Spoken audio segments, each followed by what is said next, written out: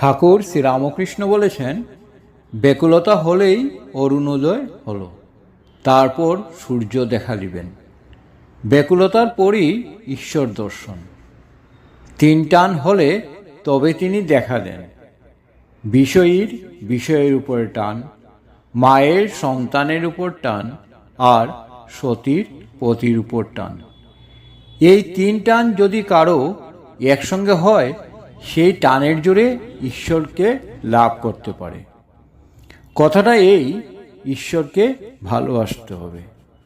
মা যেমন ছেলেকে ভালোবাসে, সতী যেমন পতিকে ভালোবাসে, বিষয়ী যেমন বিষয়ে ভালোবাসে, এই তিনজনের ভালোবাসা, এই তিন টান একত্র করলে যতখানি হয়, ততখানি ঈশ্বরকে দিতে পারলে তার দর্শন লাভ হয়।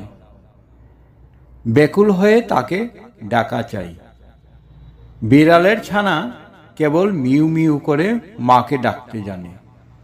মা তাকে যেখানে রাখে সেইখানেই থাকে। কখনো হেসালে, কখনো মাটির উপর, কখনো বা বিছানার উপর রেখে দেয়।